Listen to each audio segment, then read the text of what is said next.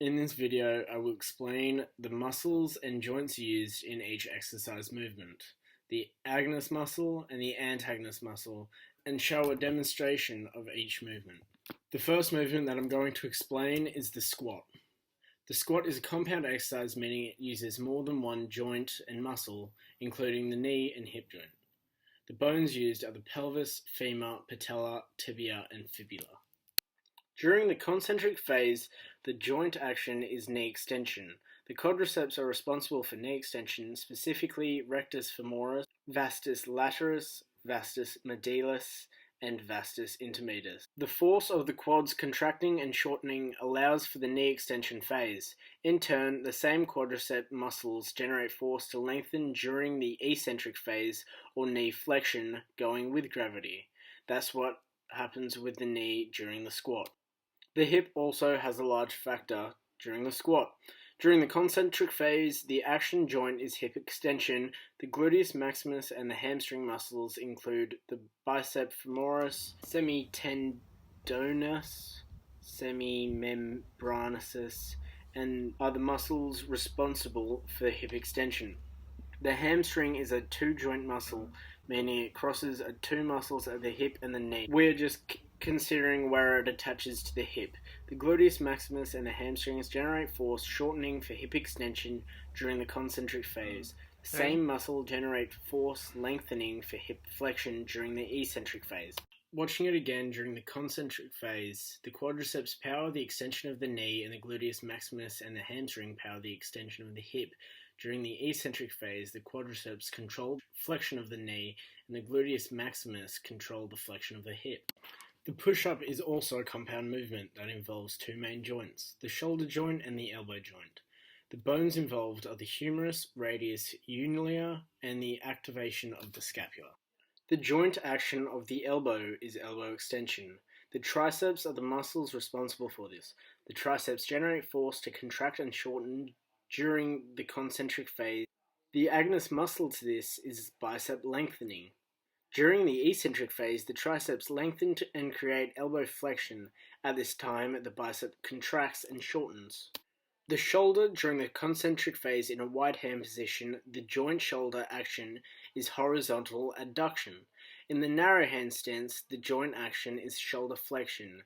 And if it's between these, then it could be a little bit of both.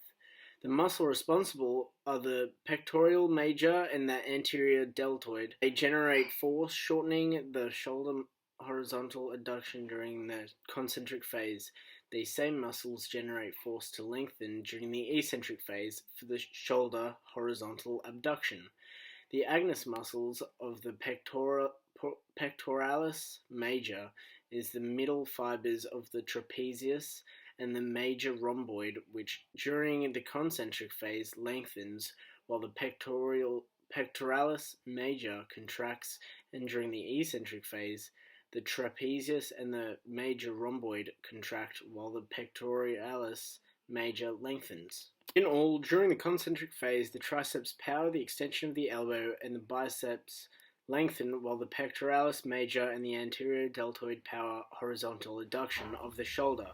While the trapezius and major rhomboid lengthen during the eccentric phase, the tricep controls the flexion of the elbow while the bicep contracts and shortens, and the pectoralis major and the anterior deltoid control the horizontal abduction of the shoulder, while the trapezius and the major rhomboid contract as the chest lengthens. A pull-up is an upper body strength exercise.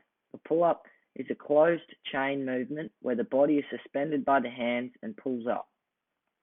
As this happens, the elbows flex and the shoulders adduct and extend to bring the elbows to the torso.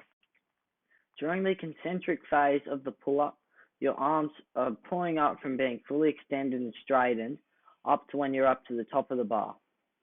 During this phase, your latissimus dorsi, or lats muscle, pulls on the upper arms, moving them closer to the body.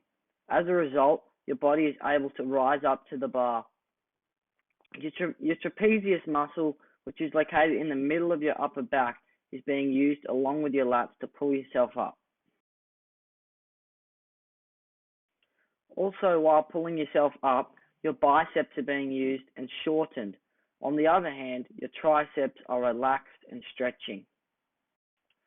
The pectoralis major, or commonly known as the pec muscle, makes up the bulk of your chest muscles. It may not be obvious, but your pec muscle also plays a role in assisting your lats muscle when pulling up. Pecs, together with the choriobrachialis, which starts on the front of your shoulder joint and stretches out to the upper arm, assist the lats in pulling your arms to the body. In the shoulder joint, there is adduction, in which the upper arms move in the side plane from an overhead position towards the sides of the body. This action is performed by the lower pectoralis major, upper latissimus dorsi, and teres major. In the shoulder girdle, there is downward rotation of the scapula performed by the rhomboid and pectoralis minor. In this action, the right scapula rotates clockwise and the left scapula counterclockwise. When viewed from the rear, the axis of rotation is through the middle of the scapula.